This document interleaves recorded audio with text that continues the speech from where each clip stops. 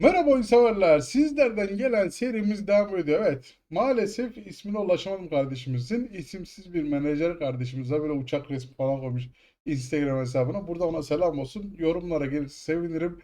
Zaten ben video açacağım ona. Cidden eline sağlık. Muazzam bir taktik. Bak sadece anlatacağım takımlara kullanın. Harbiden. Bak Everton isteyen bir kardeşimiz vardı. Evet, evet bayağı donuyor. Nedendir anlamadım ama. Hatta golümüz de geldi bu arada donarken. Barış Alper Yılmaz attı. 66 milyon euro para var. Gayet güzel. Evet, bayağı hızlı geçiyor aslında ama orada neden takıldı onu da anlamadım bir türlü. Görmüş olduğunuz gibi şöyle ben bir şu kısmı öne alırsam belki geçer umuduyla ama yok takılıyor. Taneler. Sıkıntı yok. Zaten bizim burada amacımız taktiğin iş yapıp yapmadı. Evet, VAR'a iddiayken VAR neye göre var hocam? Evet, maalesef Tottenham'a penaltı verdi. Dediğim gibi 66 milyon euro. Zaten Tottenham Everton'da başlangıçta var. Siz de buna göre anlatacağım mevkilere uygun rakipler, pardon oyuncular alırsanız tadından yenmez. Evet. Bir tık böyle takılmalı gibi geçiyor. Siz buraları bir tık hızlandırabilirsiniz. Evet. Hatta ben şöyle yapayım bir dakika.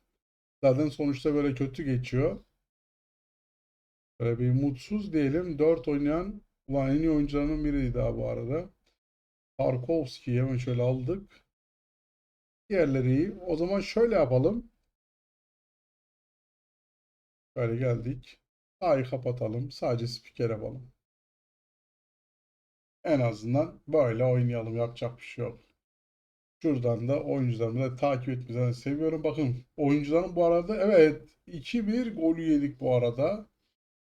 Kendi kalesine mi attığım adam ne yaptı anlamadım ki. Evet şöyle dakikalar ilerlerken hemen bastık oyuna. Asensio şöyle Alcaraz. Hemen şöyle biz bir oyuncularımızla oynayalım. Garner, Armstrong'u da alalım. Kale, evet buralı forvet ileri attı ellemeyeceğim.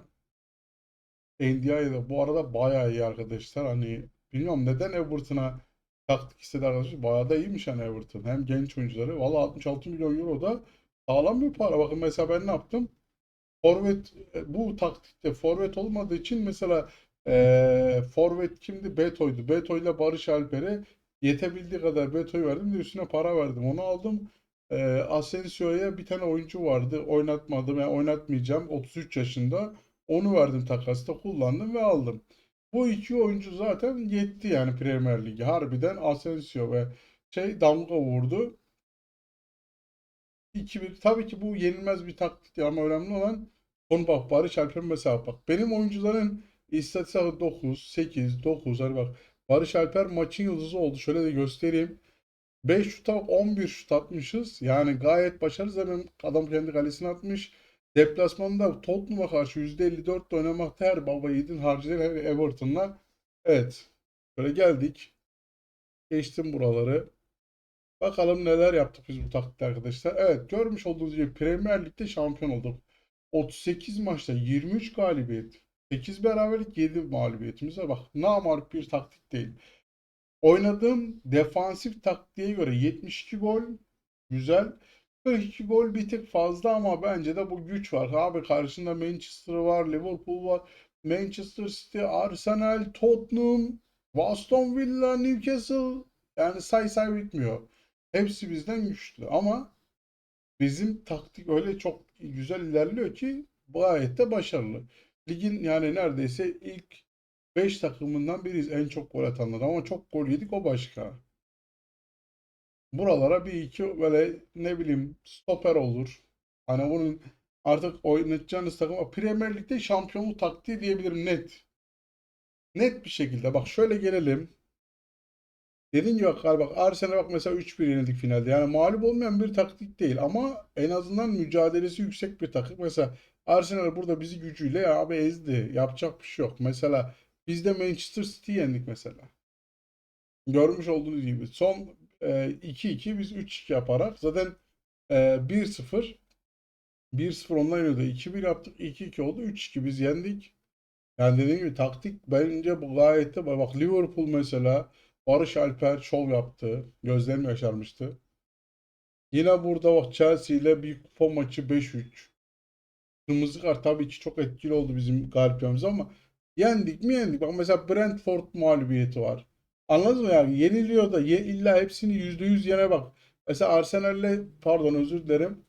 Arsenal'le mesela deplasmanda 1-1. Çok güzel sonuç. Mesela Chelsea evimizde hem evde hem depte yendik yanlış hatırlamıyorsam. Bayağı da abi takım dediğim gibi bak Manchester'ı bak içinden geçtik mesela. Yine burada Barış Alper de büyük maçlara bu arada güzel damga vurdu ama beklediğim etkiyi de hani siz Barış Alper'i almasanız da olur. Daha güzel oyuncular var. Mesela Brighton'a yenildik. Şöyle göstereyim. Bayağı da iyi oynamıştık. Kalecimiz burada. Bak 13 yine yani fazlasıyla hakkını veren bir taktik.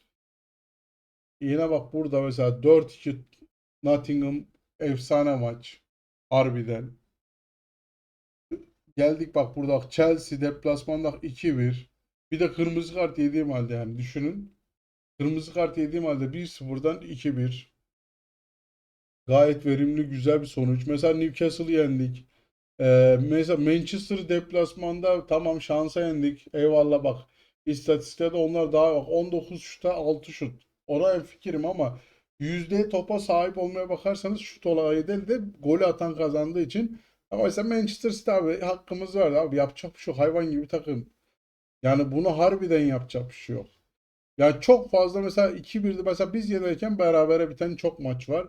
Dediğim gibi şimdi bir gelelim lige. Böyle zaten golden anlarsınız. 14 golle Asensio en üst seviyede bizdeki oyuncu. Barış Alper var, Hal var. Yani baya dağınık burası. Asist güzel ama mesela Ndiaye bence abi muazzam. İlyam, İliman, İliman Ndiaye. Asensio mesela. Yine burada en çok damga vuran takımda isimlerden iki tanesi. Şöyle bireysellere bakalım hep oynuyor. Mesela Barry hep yedek oynadığı halde şöyle geldim. Çok güzel oyuncu. Forvet olduğu için bak güçlü de bir oyuncu. Şöyle bakın 11 gol 4 asist. Bak hep yedek girdi oyuncu. Ama burada mesela Barış Alper elimin ayarına. Mesela Barış Alper full oynadı arkadaşlar. 18 gol 6 asist. Yine burada NDI'ye full oynadı. NDI'nin özellikleri bayağı iyi. Şöyle geldik. 9 gol 13 asist. Burada tabii ki maçı takımın yıldızı Asensio'ydu arkadaşlar. 16 gol 17 asiste büyük bir etki yaptı o da. Yine orta sahamızda işte Garner vardı. Bunlar bayağı iyi gelişiyor arkadaşlar. Bu arada 5 gol 9 asist. Yine burada bu bayağı iyiydi. Orta sahada yani güzel bir performans aldı. Ortalama 7 ile görüyorsunuz. Sonra 6.2 ile oynadı. Garner yine ön liberodaydı. Genç oyuncum. 5 pardon Garner'a bakmışım. Bir tane daha vardı ya. Garner, Asensio. Diğeri bu oyuncumuzdu. Bak o da 12 gol, 5 asist. Çok güzel uzaktan golleri vardı onun da. İzlerken keyif aldığım olaylardan bir tanesi. Mesela Peterson bir gol, bir asist. Mesela bunlar mecbur. Mesela bunların yerini alabilirsiniz oyuncu. Bir gol, 4 asist. Ama bak defanslar falan bayağı iyi. Mesela bu oyuncu her yerde oynuyor. Tam bir joker. Defansın her hattında oynuyor. Yine burada Brian bayağı güzel gelişiyor arkadaşlar. Bir golü var ama yani katkısı muazzam. Pickert'ı Chelsea, Manchester City hepsi istiyor vermeyin. Yani bu adam olmasa bura kale çöker. Kale olmasa Allah biteriz ben size söyleyeyim. Evet hemen bir taktiğe gelecek olursak dediğim gibi ismini bilmiyorum kardeşimize yazdım. İsmini keşke yazsaydın diye. Olsun sıkıntı yok. O kendi bir yorumlarda gerçektir. Tebrik ederim. Güzel bir taktik. Bak iç kısımda organize kontra yazan ya da organize kontra tahsis için 4-4-2 baklavayı seçin. Baklavada forvetleri ikiye ayırır. Forvetsiz bir oyun. İki tane kanat bek. İki tane bak DS yazıyor. Tabii ki şurada bastığınızda çakılı stoper arkadaşlar işaretleyeceksiniz. Çakılı stoperde DS yazıyor. Yine burada iki tane kanat bekimiz var. Savaşçı orta saha mutlaka önemli. Bak buraya ben full Gomez'i çok oynattım mesela. Neredeydi Gomez? Artık 7'ye çektim çünkü öbür hocalar daha iyi olduğu için sakatlandı. Şurada Gomez. Bak mesela pası ve top kapması çok iyi ön libero olarak ama diğer özellikleri düşük olduğu için hani dediğim gibi lig seviyesinde oynayabiliyor ama hani bir yıl sonra Şampiyonlar Ligi için mesela ben Jack Grealish'i hiç oynatmam. Özellikleri çok düşük geldi bana. Mesela 12 maçta sürekli yedek olarak mecburiyetten oynattığım bir oyuncuydu. Yine burada Barry, bak bu adam fena gelişiyor. 82 milyon oynatsak uçacak herif. Mesela Alcaraz, bu da yine genç yeteneğim benim. Sonradan oyuna girip de çok maç çevirdi. İyi maçlar çevirdi daha doğrusu. Zamanında yaptığı hareketler güzeldi, öyle söyleyeyim. Evet, iki tane iki yönlü orta saha. Gezen orta sahanız, aman gizli forvetiniz güzel. Bak ben Asensio nokta atış gizli forvete. Siz de bu elinizdeki parayı nokta atış transferler. Mesela Everton yöneteceksen bir tane sağ bek, bir tane sol bek bulmalısın. Ama kiralık olur, ama kendin alırsın. Ona şey yok. Forvet'e, evet, kanat forvetlerine Barry ve Ndiaye yeterli. Ben yine de şey olsun diye Barış Alper'i aldım. Barry'i devşirebilirsin ama gizli forvet mutlaka almalısın. Bu adam yetersiz. Bu olmaz. Alcaraz bu oyuncu bir iki yıl sonra olur. Şu an yetersiz. İlk yıl için nokta atış Asensio. Ben size tavsiyemdir. 66 milyon euro var Everton'da, az da para değil. Harbiden az da para değil. Everton'da güzel para var. Ve takasta da mutlaka oyuncuları deneyebilirsiniz. Mesela biz ne yapmıştık? Şöyle geldim. Liglere bakalım hemen. Özür dilerim. Kupa, pardon. Kulüp bul. Ah, niye buradan gidiyorum ki? Kafam gitti bak. Barış Alper. Mesela geçmişte bak 27 milyon yazıyor ama biz takasla gittik arkadaşlar. Böyle, evet, Beto'yu bak mesela takasa verdik. 27 milyon artı Beto verdik. Görüyorsunuz oyuncu takası. 17 gol atmış orada. Asensio'yu da yine yaşlı bir oyuncu vardı. Adını hatırlamadım. Asensio, şöyle geldim. Bakın. Fenerbahçe'den 37 milyonu aldık. Çok para istiyordu harbiden. Kimdi o? Bir tane yaşlı oyuncu vardı bende. Kante Gueye. Evet bak, 36 yaşında, 13 milyondu bendeki değeri verdiğimde. O da oyuncu takasıyla görüyorsunuz. Geçen bir oyuncu. Bu şekilde oyuncularınızı değerlendirebilirsiniz. Ha, e, kontra mutlaka. Genişlik dar, disiplinli ve paslaşma normal. Hızlı yapmayın. Hızlı yaparsanız çok hızlı top kaybı olur. Gayet formasyonu şu anki ilk adımı güzel. Şeyler zaten güzel seçimler. Derin, kendi aralarında pres ve topa hamle normal. Bunu sert yapabilir ama çok fazla faul verebilir. Offside tuzağı kapalı seçti ve zaman geçirme de çok mantıklı. Çünkü zaten güçsüz bir takımsak golü bulduğumuzda zaman geçirmek çok mantıklı. Güzel ama 72 gol bulduk buna rağmen.